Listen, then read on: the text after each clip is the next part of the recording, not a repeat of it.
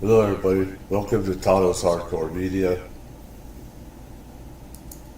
Hope everyone's had a good morning tonight wherever you are. Want to go over some UFO stuff, as well as this real quick.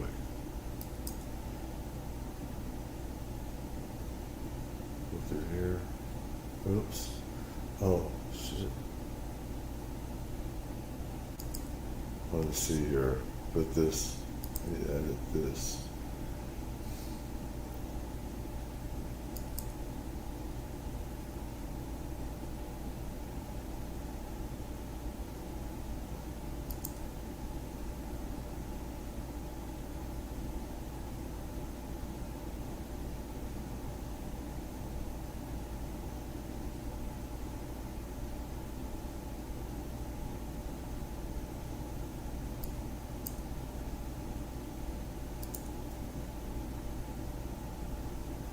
Now go here. All right.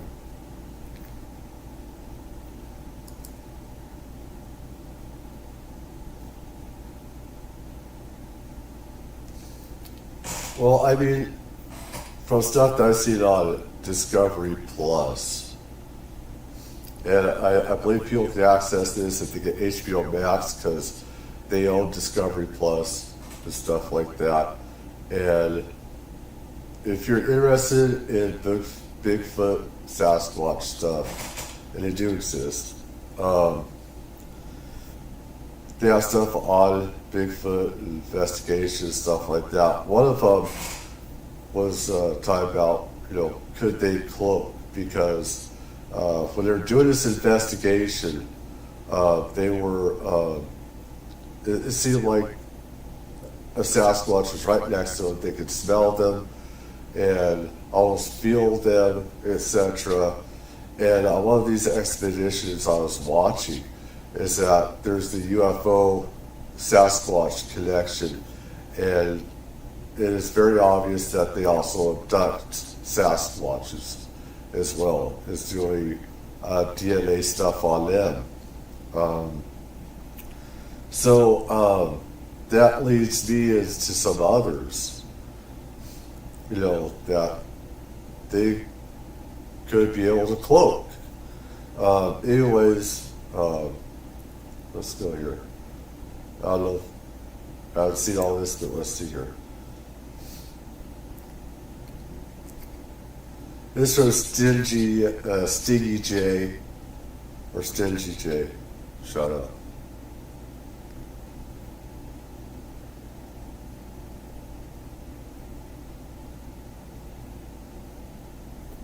I don't know how real this all is or anything, but let people decide.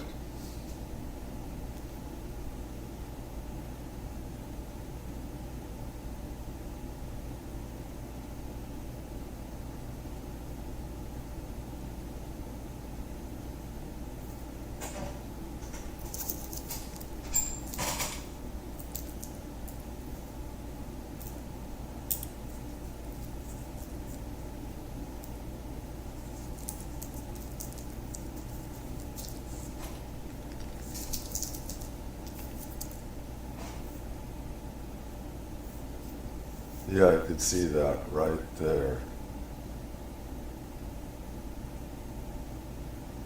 That looks like a Bigfoot.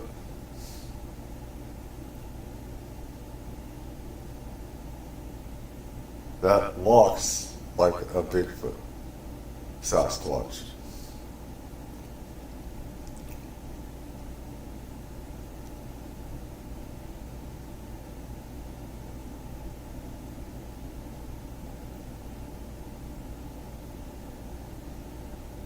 That's how they move around, etc.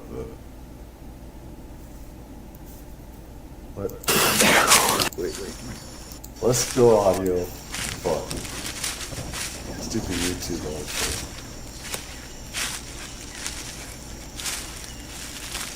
I'll go this again. Get it done right.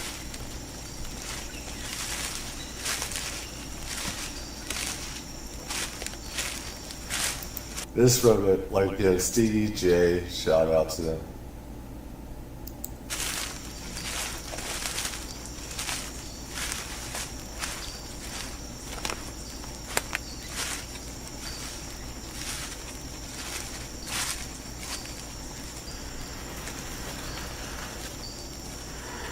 Do you see that? Yeah. Over there, look, over there. Do you see that? What the hell?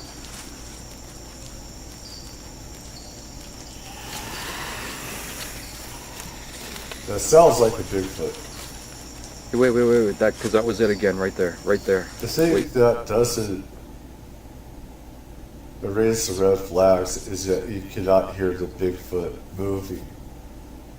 Because you'd be able to hear Bigfoot crushing the floor of there. All the leaves, branches, you'd be able to hear that. You should be able to hear that. Wait. I don't like this. You see that? Right there. Look. Oh my god. That's not an animal. I don't like it. Okay, fuck. Go. That's gonna be. Fuck. That's not sound like a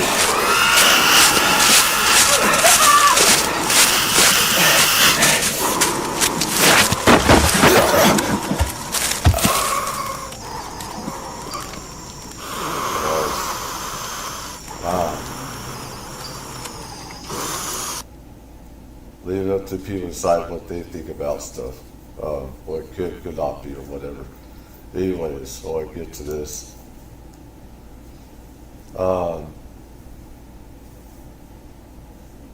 That, if anything, this reflects on that. But anyways, Amazon UFO Mysteries and calls for UFO investigation. I hate these days that say UAP. Anyways, now they're calling them drones. They call UFOs drones. So idiots will think that they're drones and they're not all drones. It's part of the cover-up. This from News Nation, Ross Coulthart. Very interesting for you.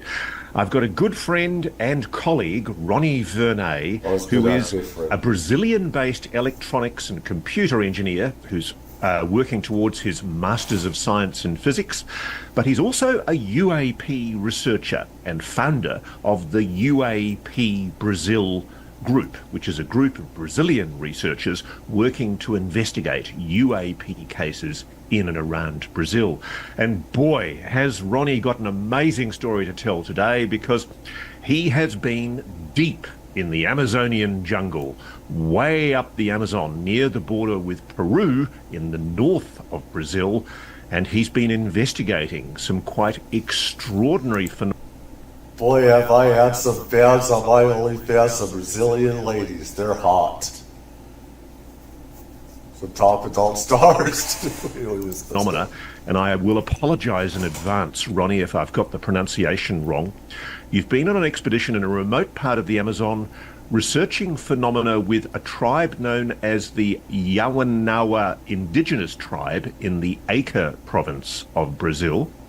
And you've just returned... So I take it he's never met the Tano Montano tribe.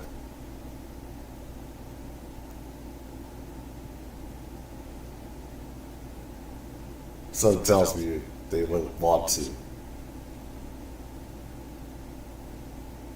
But let's move on. In the last day or two from that community where you have witnessed extraordinary phenomena.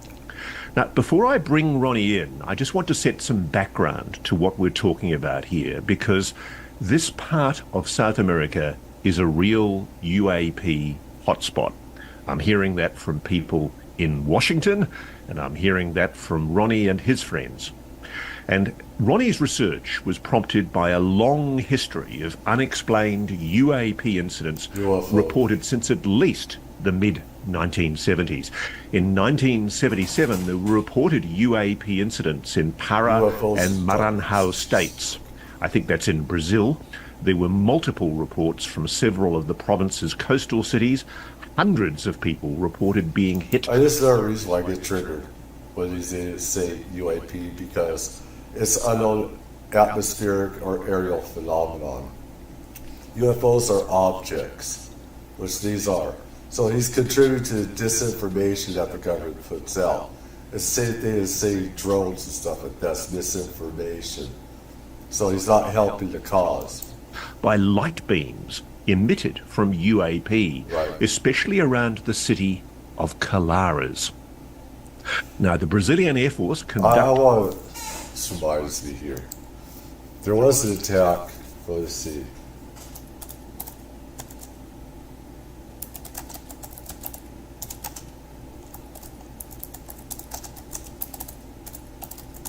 I've never seen it. It might be copyrighted, but I'll show it anyway. I don't give a shit. Honestly. No, videos. What was it? Is that Peruvian?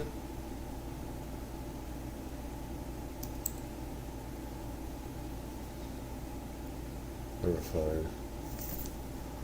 I need to get an ad block for these bitches. Let's see. Let's see. Videos. See if I can find it. That's what it's going to, which I'll probably get copyrighted, but that's not the right one. Look at this. Upside down. That one went upside down. They're showing off though. They put on a show sometimes. They do it. They done it when I was watching out where I am. They go around each other, do like a ballet sort of like thing.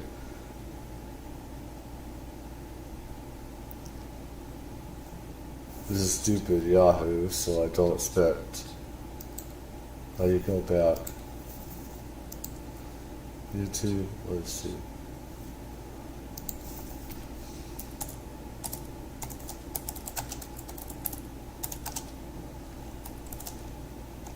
I typed too fast, sorry. It can't keep up. What's that?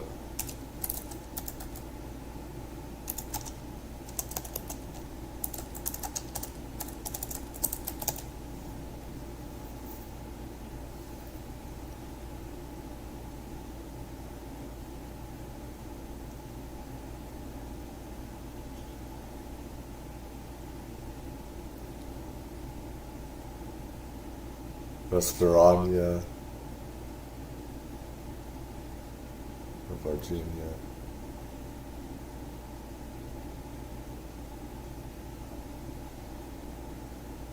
This is another one, the Zimbabwe incident, where kids, they receive beings out there. That's Las Vegas.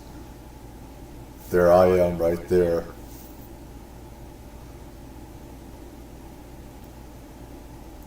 I wonder if that's... I just wonder now if it's taken off YouTube. I think it may have, or else those lights. UFO South American Village. It's not spelled right. I type too fast usually, so it can't always.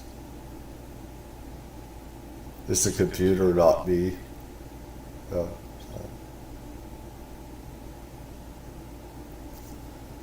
On the island of Colares have caused the Brazilian Air Force to investigate. That's the same thing. Residents claim that UFOs have attacked them with powerful beams of light. Some people develop strange burn marks on their skin after the encounters. Yeah, I believe this is Virginia, isn't it? Or this is another 2 incident. women have even died. The Air Force's do have to be project careful with Operation copyright on here, Saucer, but- under the leadership of Captain Jorange Hollanda, is gathering information on the mystery. This is UFO files. This is By an October explained zone. 1977, the strange occurrences on the island of Colares have caused the Brazilian Air Force to investigate. Residents claim that UFOs have attacked them with powerful beams of light. If not, I might kick. I might kick. So don't tell us Some people hardcore me. develop I kick strange and burn be shut marks on down. their skin after the encounters. This is the Unexplained Zone. Shout out to them. 2 women Again, I'm going over this stuff. This is fair use. I'm going over my own UFO experiences as well as what I know about stuff. So let's go. have even died.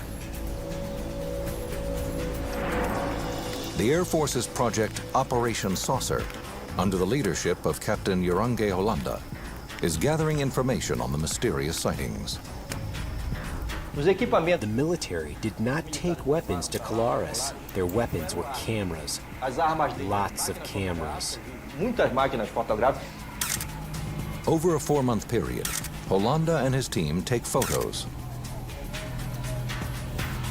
and make sketches. Yeah, this is similar to the papers that I had. I had these papers long time ago before these other people got it and everything. I actually had papers and everything.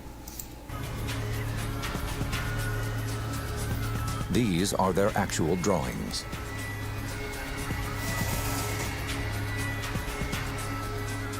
They also conduct interviews with the residents, including Dr. Valaidi Carvalho.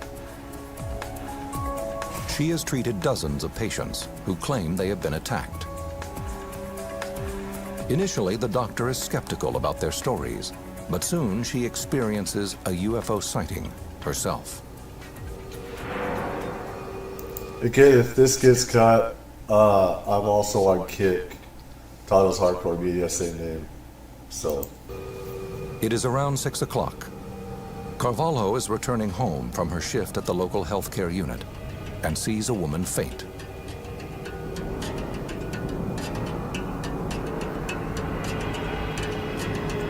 I looked up, and that which I had denied, that I didn't believe in, that I thought was the product of delirium, craziness, made-up stories, people wanting attention, I saw the object at the height of approximately a 10-story building. The object is cylindrical. Carvalho suddenly feels paralyzed by what she is seeing. It didn't have the color of stainless steel, or the color of silver, or the color of anything else. It had its own color, and it moved in elliptical movements. Unexplained Zone. It was directly over my head, making elliptical movements and coming back again.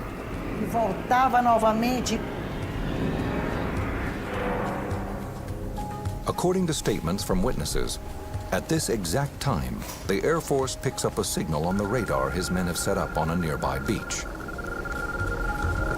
As the team scrambles to focus their telescopes and cameras, the object disappears.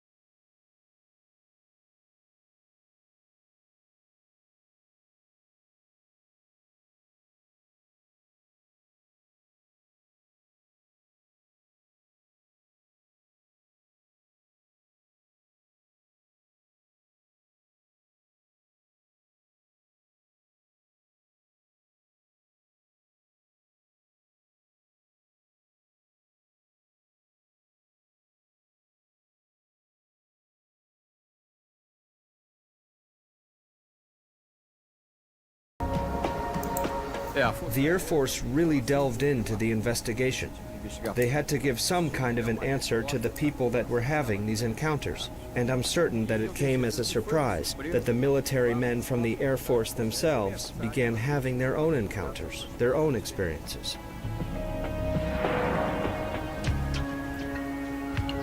In December 1977, ufologists A.J. Gevierd and Marco Petit are hard at work writing for the Brazilian publication UFO magazine when they hear about the stories from Colares. Oh, well, let me see here.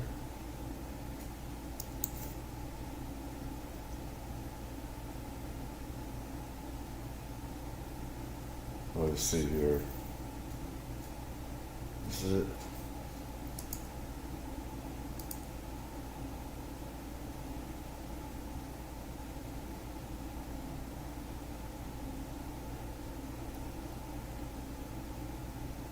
How in the hell is this happening?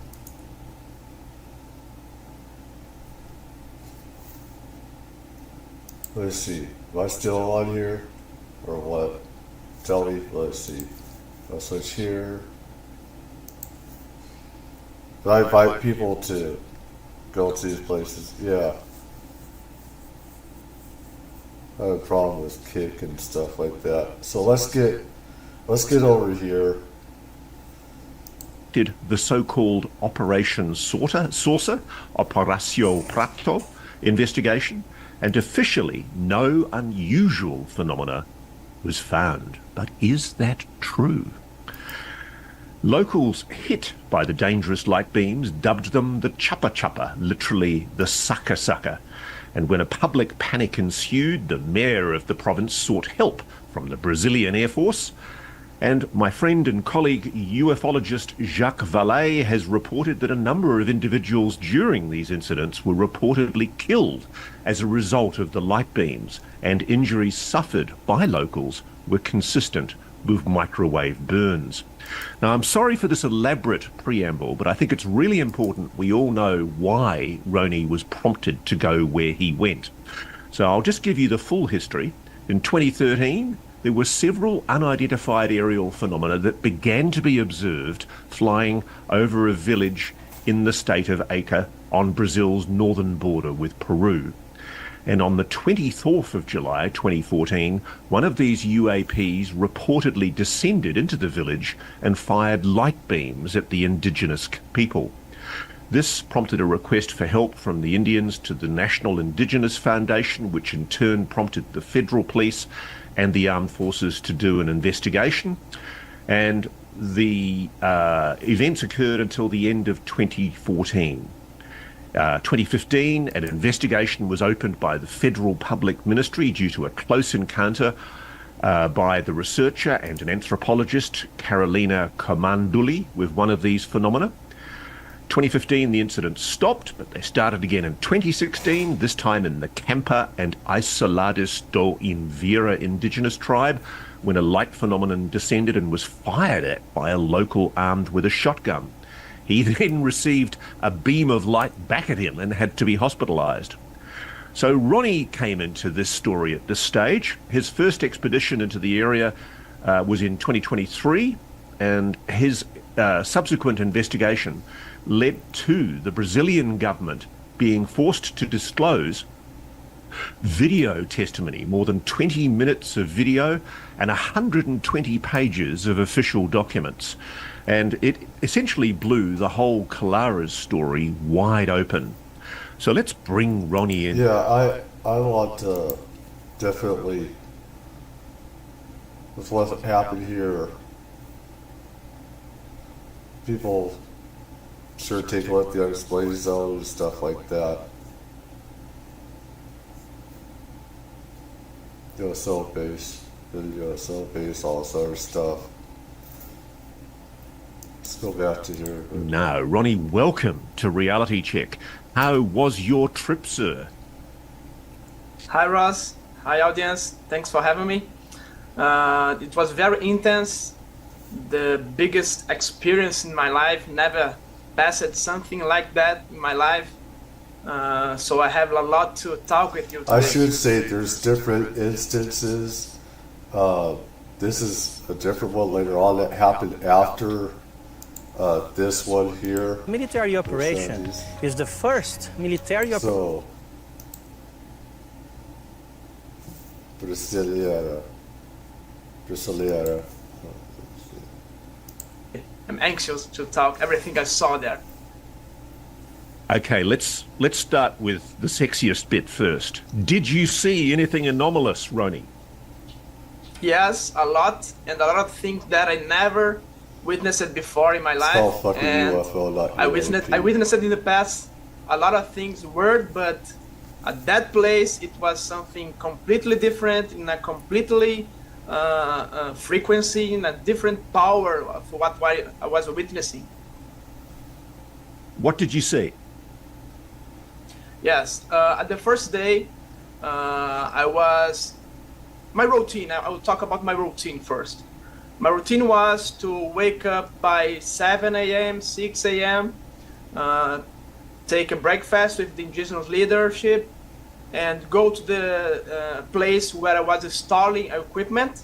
And I brought a lot of equipment to install to monitor UAP, to build a station there, and a lot of work, because I was in a place that we had a lot of things that I did not predicted, because I was in the middle of nowhere with no specialized labor to help me, with no very, very good tools. So I had a lot of trouble to build this station, and I spent like 12 hours building it. So between 7 a.m. and 7 p.m. I was working towards building, because I had only a few days there.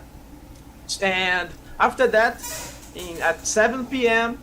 I started my UFO observations, UAP observations inside the jungle, in a local where people were witnessing since beginning of May a lot of phenomena. In the first day, and I witnessed a lot of what we call poltergeist events.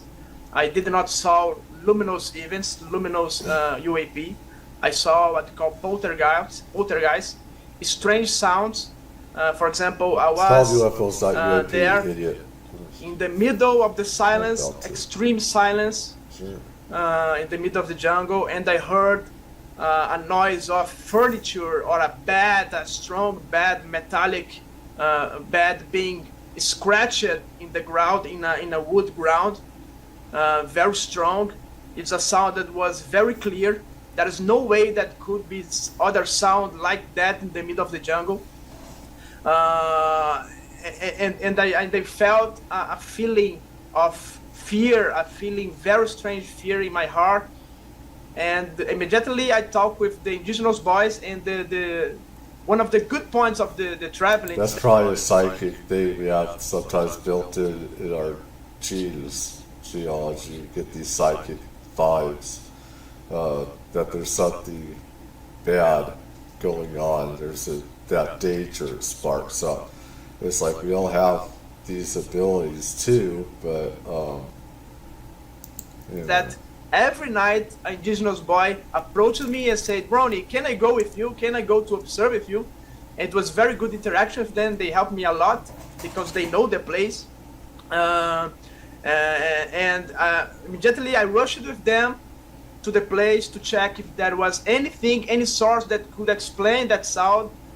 And it's not possible. There's not any bad metallic bed there, any strong bed there, any furniture that could explain that sound you heard. And during the night, we heard again many strange sounds of people like walking in the grass, walking in the forest, things with different sound being scratched against the ground, being pushed, being pulled. And we heard it a lot of times during this first night. So that was my first contact with the strange phenomena there. So did you see any physical movement, or was it all just noise at that stage? All just noise. Any physical movement, only noise, strange noise, very, very clear noise. It was like the noise was close to my ear, happening close to my ear. Very, very crazy thing. It's not something distant.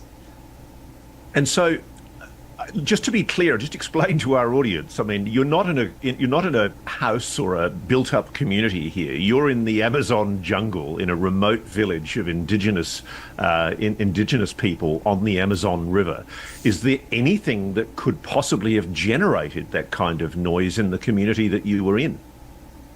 Yes, and these observations were not done in the village. It was done 20 minutes walking from the village, in the middle of the forest. So there was nothing that could explain near that type of sound. There are no people living there. There was no people there during the night. They don't go there at the night. So there was nothing to explain what we heard during this first night.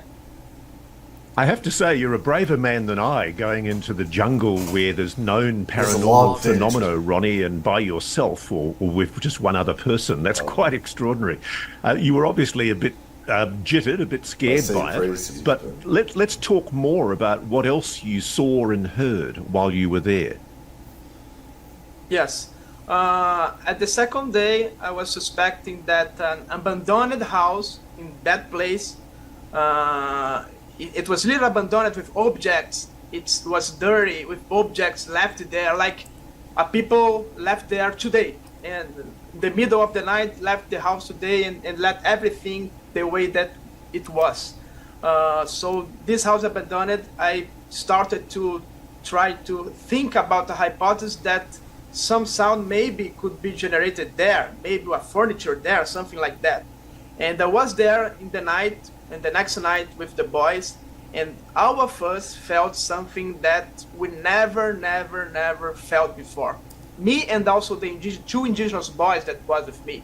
It was like a feeling of extreme fear, extremely cold, and when you start to enter more and more deep. Yeah, it's the psychic premonitions that we get. We get these psychic things, and we have these abilities. We have psychic abilities to know. It's just with technology and everything. It's people don't know what it is, but it's this intuition that we have, and when you get those chills, that means that there's something going on there that shouldn't be going on.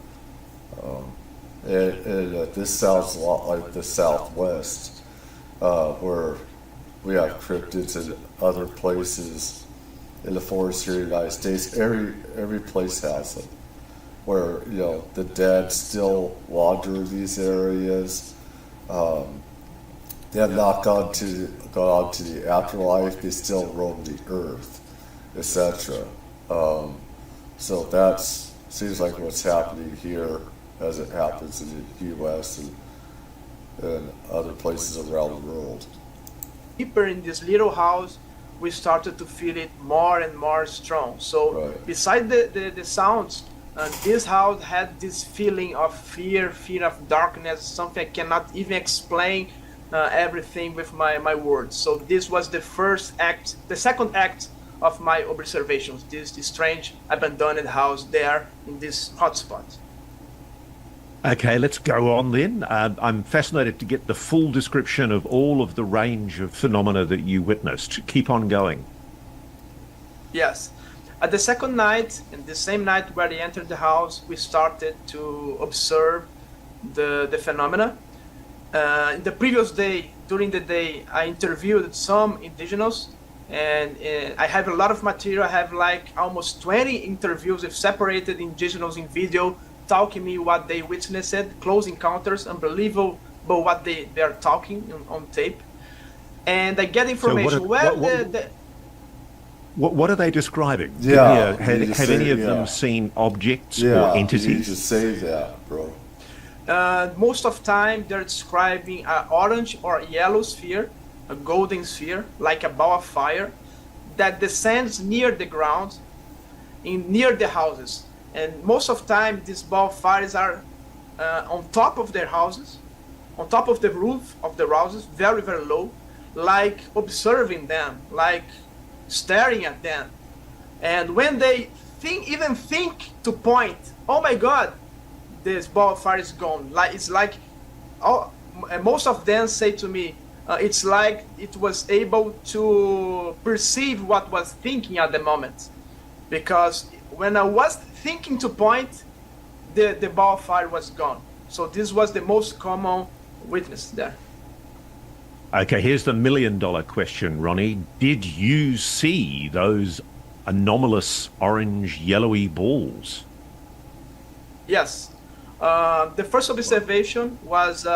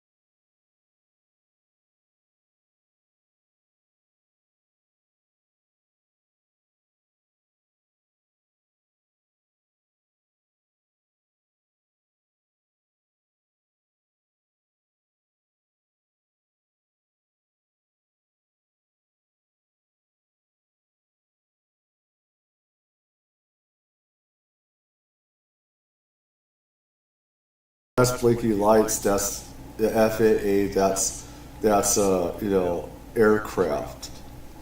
UFOs do it as well. Sometimes they can be solid, and sometimes they'll blink. It depends. I'm getting more UFOs that do some blinking. I believe they do that so that because there's military that go by here all the time, and law enforcement is always around the air. I think that they do it because they want to blend in, and they don't want to feel threatened from the military around here, these UFOs that I see, and they're trying to blend in by blinking. And plus they're going in and out of time as well. So it's like they could be in time, they could be in this dimension, and the next second they're out of space-time. So I just have to put that out there. This is from my own experiences. So this could be different, but just I put it out there. These lights are at the maximum at the top of the tree level. It's the height that they fly there. So it was going around all the village, almost a 360 around the village, and entered inside the forest. And this was the first photo that I took with my equipment. So what we're looking at here is a photograph of the object that you personally shot with your camera? Yes, I was with at this night I was not with the station built yet. I was only with my camera and with my cell phone that was together with accessory that I plugged my binoculars to give more zoom, to give more detail. So this was the equipment that I used. So talk me through what we're seeing. Yes, it was like a sphere, an orange sphere that the light was gone and again started to blink in a strong yellow, and this becomes again, orange and yellow, and this light going straight away very low on the top tree level and going inside the forest. So this was the first observation of the UAP. And in these interviews, I asked people, before I started observation, the first day, where these objects are most seen, where they are going, from where they are going, where they are coming, where they are going out. Can you explain the directions where this phenomena is more often seen? And almost all of them was certainly that was a specific direction. It was to the west direction from the village, looking at from the village, inside the village. And I started to investigate that direction, start to observe that direction. And these objects that I saw. I'm sorry. This is like Kit is having some problems here. Come on, get your shit together, Kit.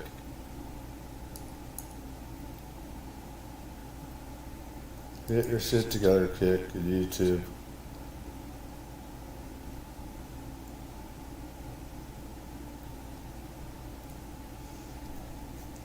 So in the second night entered exactly in that direction where the people was telling me that the lights were going in and out.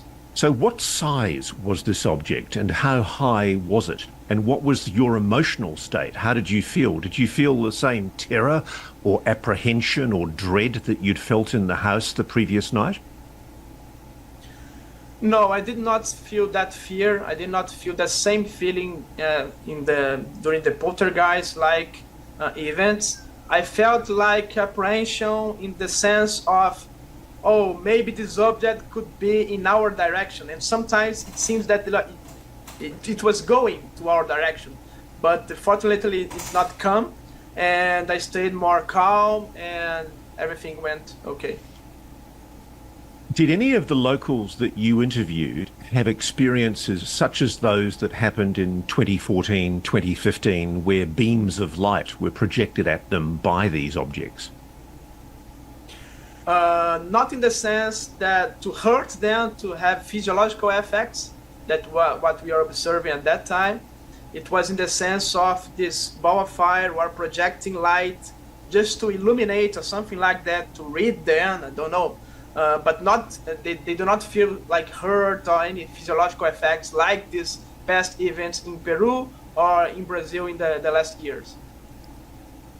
Now, I think we've all seen it. There's been these incredible videos. I don't know whether they're authentic or not, but they purport to be from villages in Peru, Yeah, some are. recorded very recently in the last year or so, and they showed extraordinary apparent beings, large, how does one say this? Oh, no, humanoid no, no. entities walking around Peruvian villages, shot on admittedly very bad quality mobile phone camera vision. Is any of the locals in the village that you were visiting, did any of those locals see anything coming like that? An entity, any kind of humanoid being, any kind of sentient, intelligent being? This is things that people need to investigate themselves. This stuff themselves. If you can't find on YouTube, go to other places. Hell, go to Russian sites and see what you can find there. If it's not American sites, to go elsewhere and do investigating, etc. But I have seen videos that show lights coming down, tagging red lights, and so that they do psychological stuff on us. These entities, ETs, NHI, whatever you call them, is that they do that to provoke a psychological response to us. If it's red, that's scared, to provoke being scared and screaming. I've seen UFOs point beams at village people, and if they're red, stuff like that, they start screaming. So they're doing something psychological to the native people, to the people in these places. Like I said, Dr. Greer puts out this BS that all these beings are peaceful. They're not. It depends. There's good and bad. No, any of the interviews that I conducted, almost 20, they did not tell me about humanoid forms, only luminous forms and even objects. There are people that saw something like a disc with luminous lights in the side and also a red light in the bottom of this disc. Another people called me about like water reservoir or something cylindrical with lights in the sides also that was spinning. And how large? This case, one. Sorry? What size?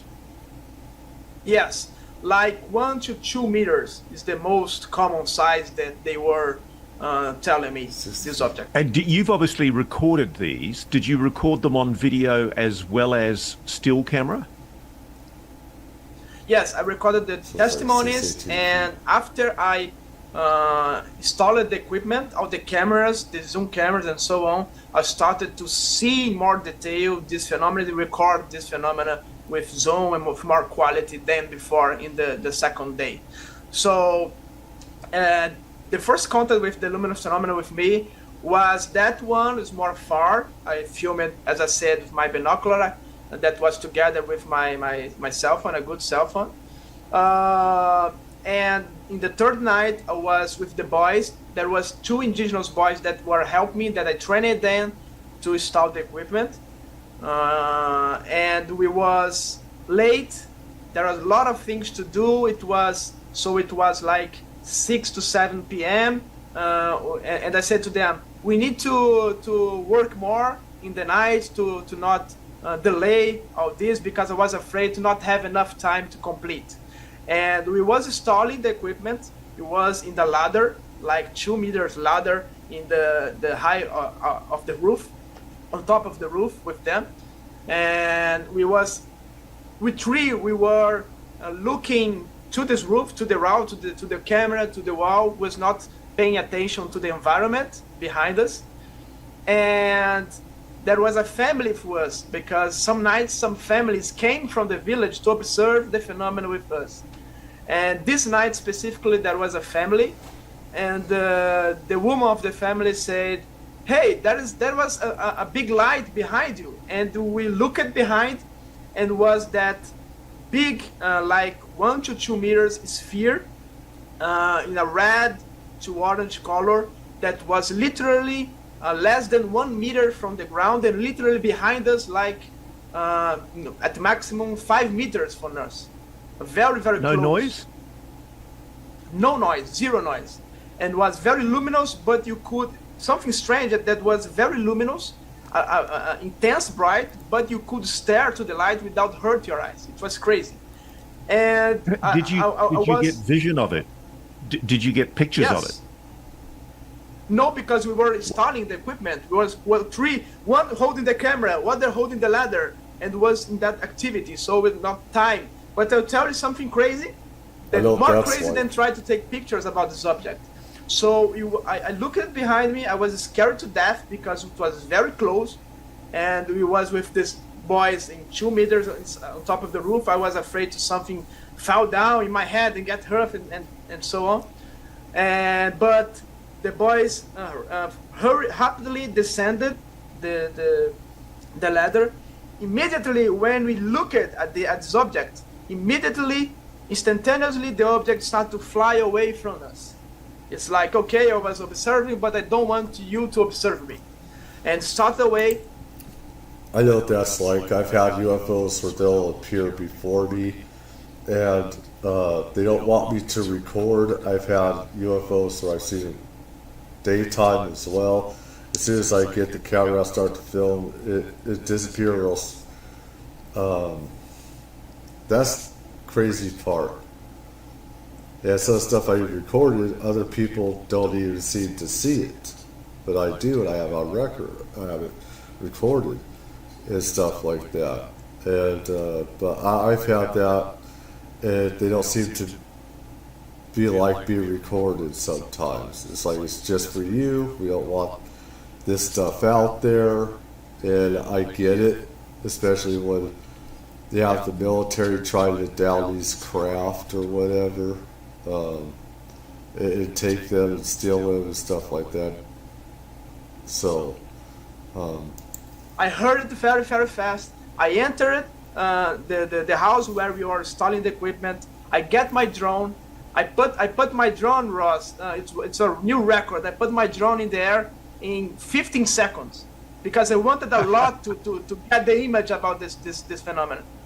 I put in my DJI drone, flying in 15 seconds, and when I saw the object was static, not that close, but static in a very low level, top 3 level, and I was successful in put my drone very close, like 1 meter from this object, and was seeing with my eyes the phenomena and the drone.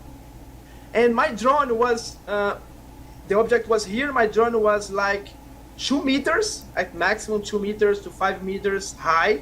So I was looking directly, then I was looking the red light from the phenomenon, orange light of the red light. I was looking the green light from my drone. And I had complete vision, and I started to get the drone camera to look down, look up, look to the sides, and it was not possible to see this object. There was no way that could be possible that my drone was not filming this object, because I was seeing it with my eyes. It was very clear. The red light, the orange light was very strong. And it was impossible to me, the object was static, was not moving, and it was impossible to me to film this object with my drone. You realize what you're describing there is one of the 5 observables. It was demonstrating stealth to sensor technology, wasn't it?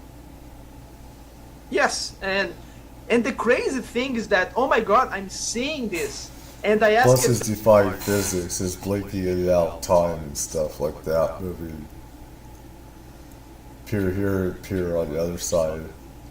The indigenous boy, and this time the indigenous boy, they are like ninjas. They were like 5 meters inside the water reservoir, observing the object and telling me, Ronnie, go to the drone to the right, drone to the left. And they said, and they confirmed it. It was positioned right in the front of the object. The object, again, was static, was not moving, and it was impossible to me to film that. I tried many ways. I tried to circle around the object. It was not possible to film it. So just so I'm clear on what we're going to be cutting into this video, Ronnie, you do have video or still imagery of the object before you put your drone up, is that correct? Not this night because we was installing the equipment, but there's not time to film this specific object. But I tried to get the drone to get the close image that was not possible. And what does it show? Talk me through what you filmed. Yes. So the first night, the next night, we started everything. I was hurrying because something interesting, that these objects have a time window to appear more frequent. It's like that a behavior they want to be seen, I don't know, but they have a very specific time that's between 6:30 p.m. to 8 p.m. This time window is when the objects come in and out the forest. And so I put all the cameras, the biggest cameras, the motorized cameras with zoom and the thermal cameras to the direction where this object was coming in and out. And I was hurrying to try to film in that day because I wanted everything okay, everything started in 6 p.m. to start to film at that night. And I was successful to do that. At that time, I did not have already the sensors because I started almost 10 sensors there.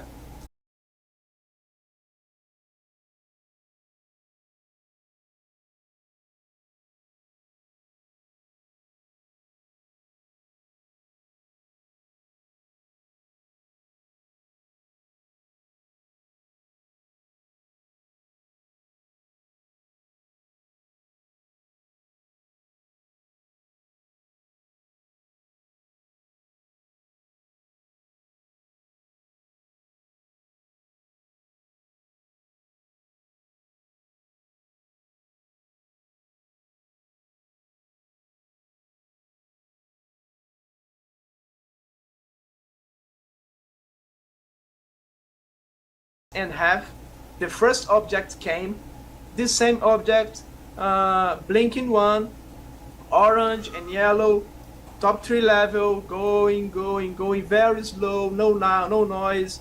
And I tried to, I run to the equipment. I tried to put the camera in the position, but they were not successful because the object immediately goes down inside the forest. And that's the behavior, common behavior. The object, every time he goes down and literally enter the trees in the forest, inside the forest. So passed like 30 minutes, came something very, very bizarre that I never witnessed before. It was what they could describe better. It was like aurora, aurora, the natural phenomenon. And this aurora was not green, was not red, it was like very white, very dense, like a luminous fog, as I could describe. It was forming like a 3D shape, in the shape of a hand, like this form. It was I'm seeing, the shape. It's like, imagine kidding. Like a yes, imagine so like you're actually seeing a hand? A hand, yes, a hand like this. Wow. Like pointing very, very that way. And imagine like the drone show that people do today, where they put a lot of drones in the air and the drones form a 3D shape, a figure shape.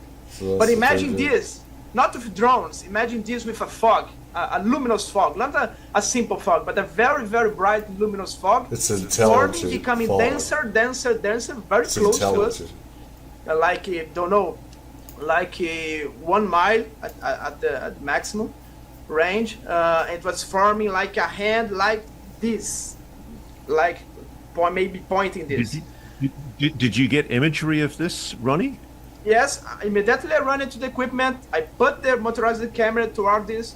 I put the zoom with to see if it's something behind that, but was simply a fog, a luminous fog.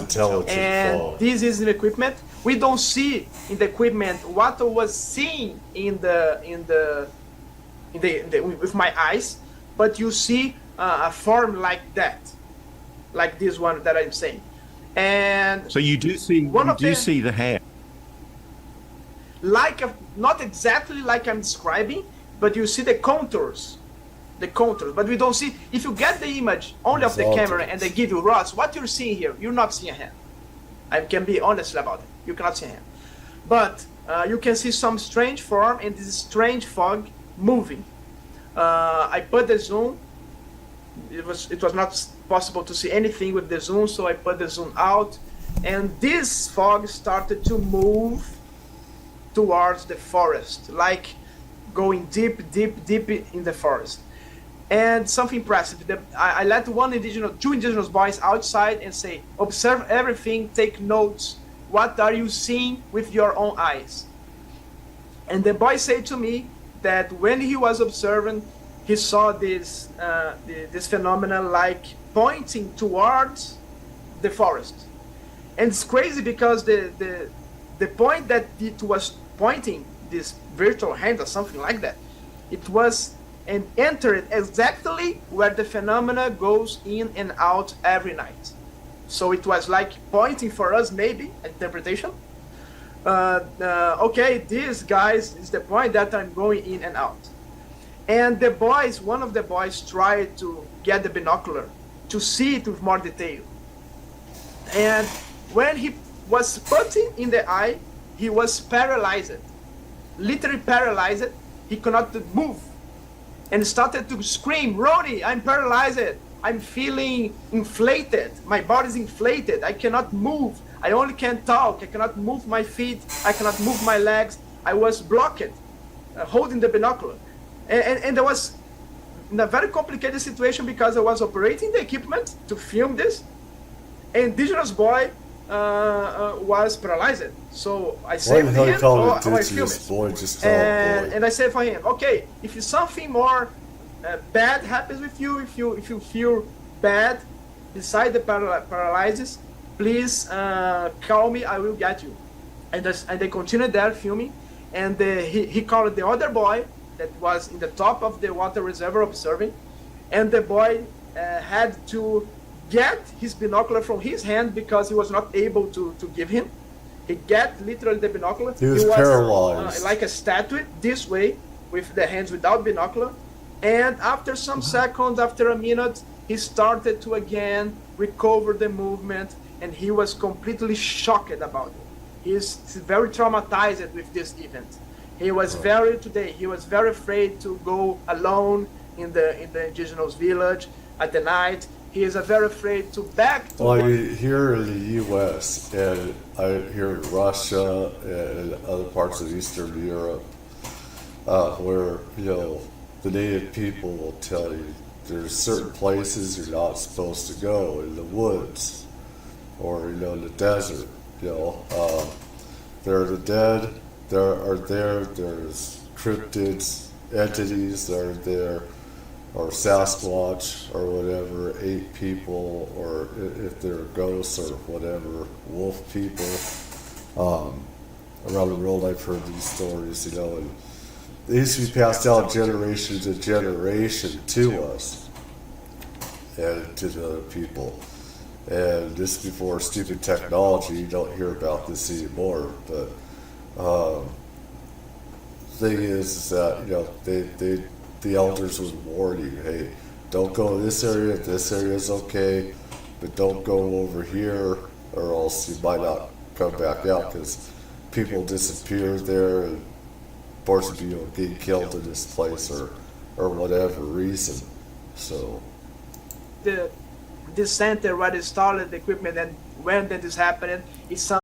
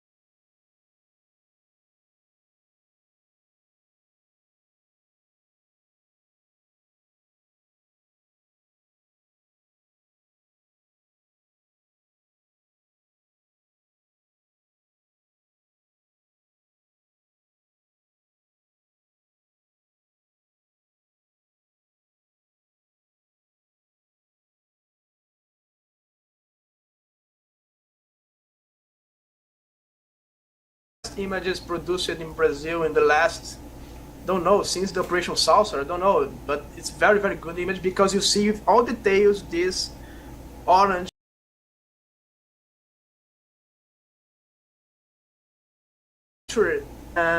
four types of phenomena there, and I'll describe you in the video in the camera and describe you each one. The first one I captured after this cloud event that was pointing, this like hand pointing to the forest. A UAP rised at that specific UFO, point, you idiot. She's and started to move very slow, very slow. I run it again to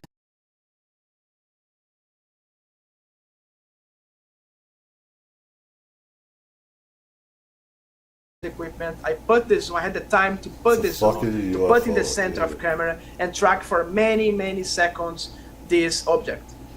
It was a very, very bright orange light that exploded, flashed. The orange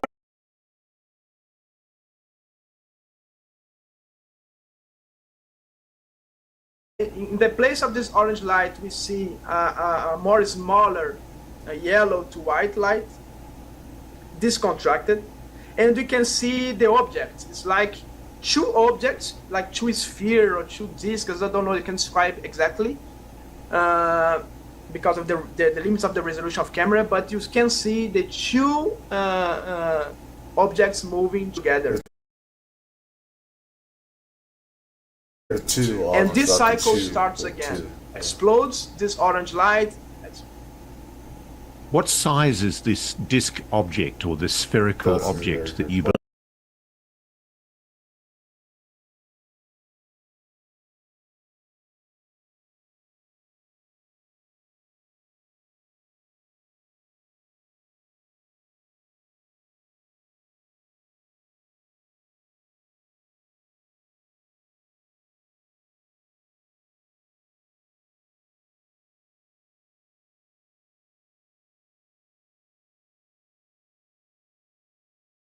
Maximum 2 meters, not something big, because I have to put it's closer, it's in the forest, top of the forest, and I know where they enter, so it's a close distance.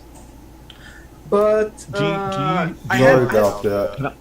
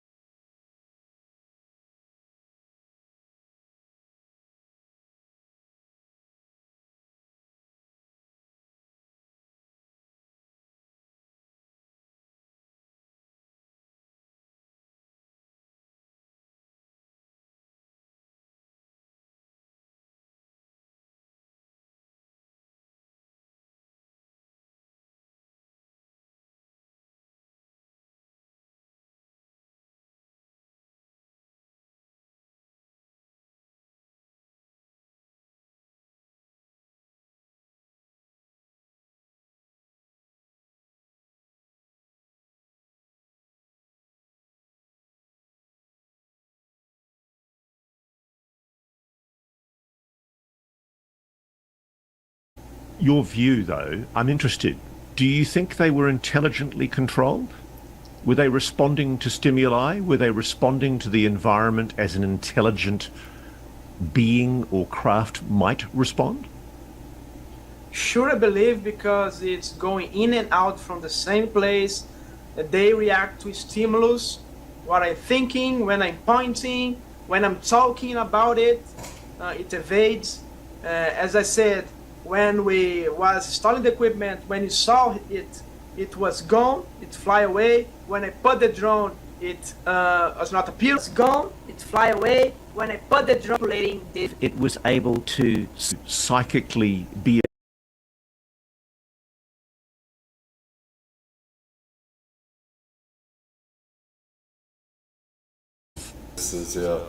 yes, this was the it was thinking all the time during the trip that this phenomena that this phenomena can know what we are. When it was showing for us, I'm in the control, you're not in the control. I will show you when I want, and I will show you in the form that I want you to see. You don't have. I was trying to film them. Want this between us, not others. And it's crazy how some people do see.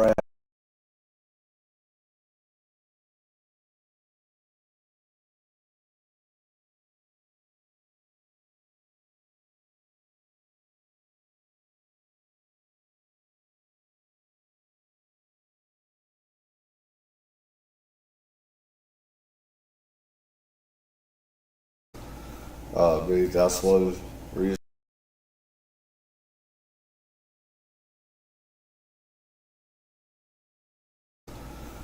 Maybe that's one reason, though. I mean, though it's right in front of us, how could they not see it? But it's like, in a couple videos, but it's like,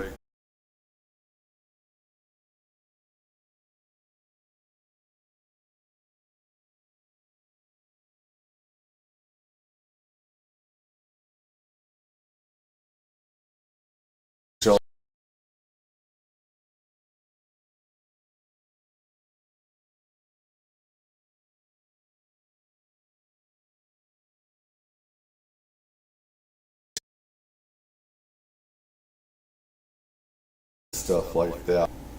You know, there's like a psychic thing sometimes. It's like they just know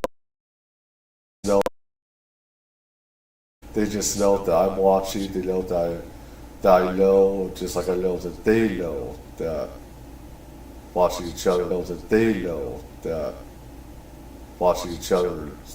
There's a psychic link that does happen. There's a psychic link that's happening. Have control to get a drone and get.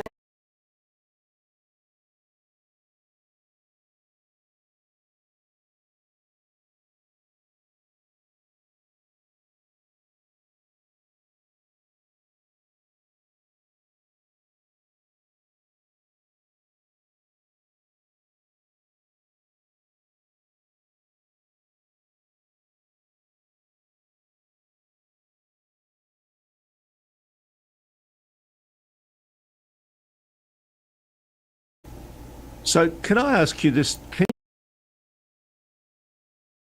Equipment that you've taken to the Amazon village that you're located at, and give me a description of each device that you've installed there now. And I think you've got a setup now where it's broadcasting back to your laboratory in Rio by satellite. You've got a Starlink satellite connection now permanently broadcasting from that village. Talk me through the equipment that you've installed there. Yeah, I brought to the Amazon. It's very difficult to bring that kind of equipment because I need to get. For people have idea, I get 5 hours by plane to.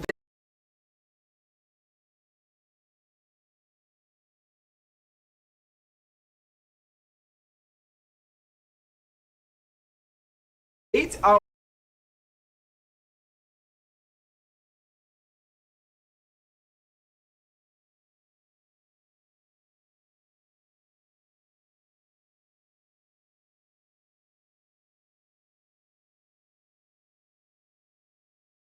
And I got almost 24 hours of travel to get there and come back.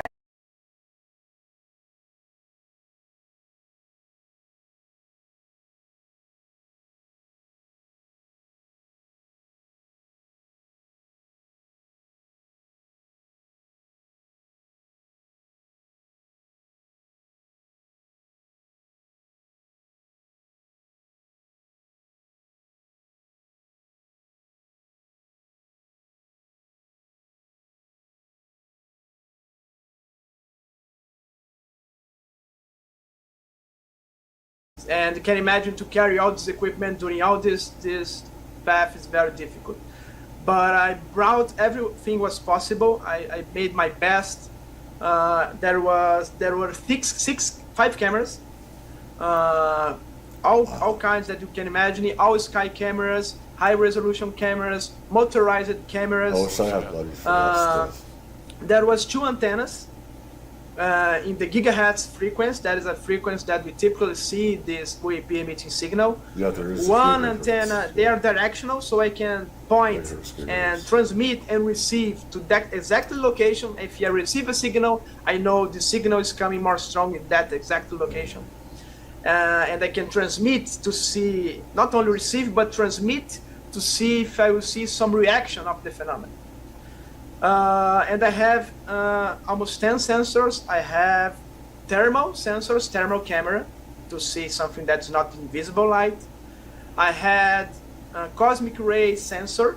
It's a sensor to measure nuclear radiation, ionizing radiation. I have infrasound sensor to see if it emits any noise below our threshold of hearing, to see if it gets.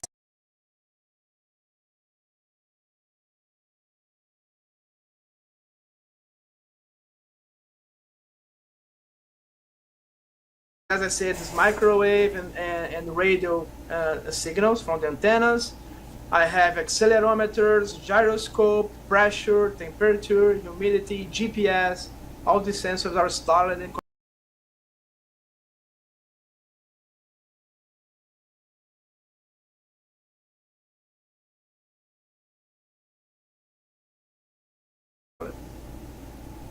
So can I ask you this, on any of those sensors, particularly things like the infrasound sensor, the thermal sensor, any of those other sensors that are capable of the thermal sensor, any of those other sensors that are capable of picking up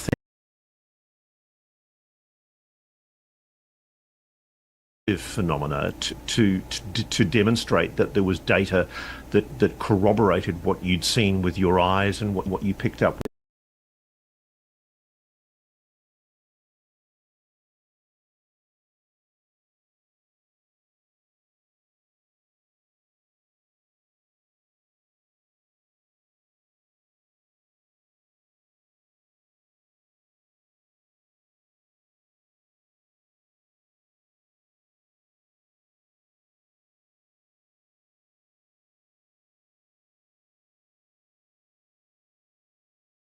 we are dealing with a very, very intelligent phenomena that is scary because it can maybe know what we are thinking. And I'm saying because of the interpretations, talking with the indigenous, and what I witnessed in my... It's scary only the way that we can't control it. That's what's scary, and we don't understand it. That's what makes it scary. It's like the more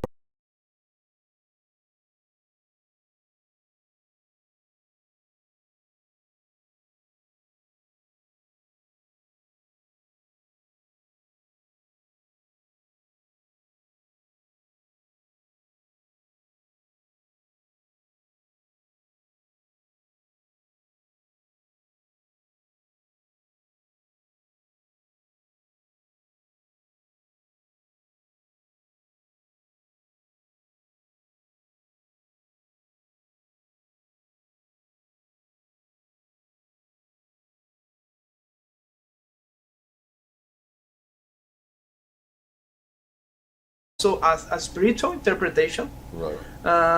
And this, I think, what's fantastic that we have this mission, the scientists getting data, and we have the indigenous interpreting that data, interpreting the phenomena with their beliefs. The scientists getting data, their beliefs with their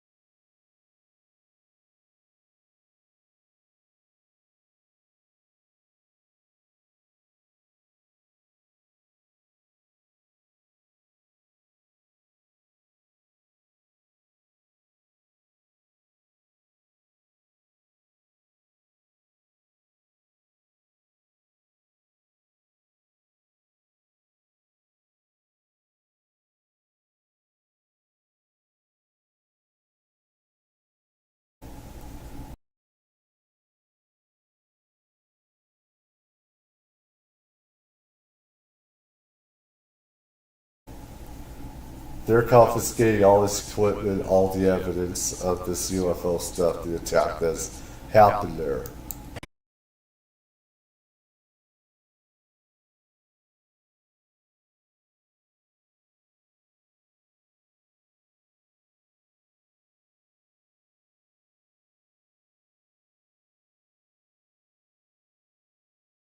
Here involved in the UFO phenomena.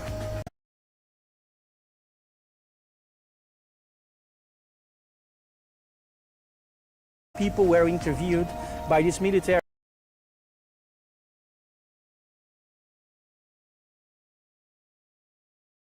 People were interviewed by this military.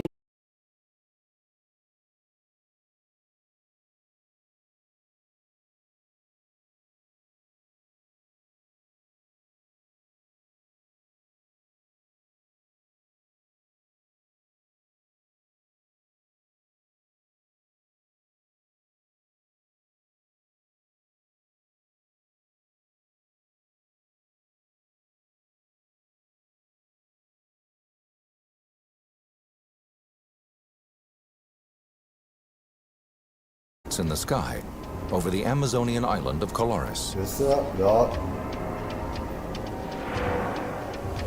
It is not until 1997 that the veil of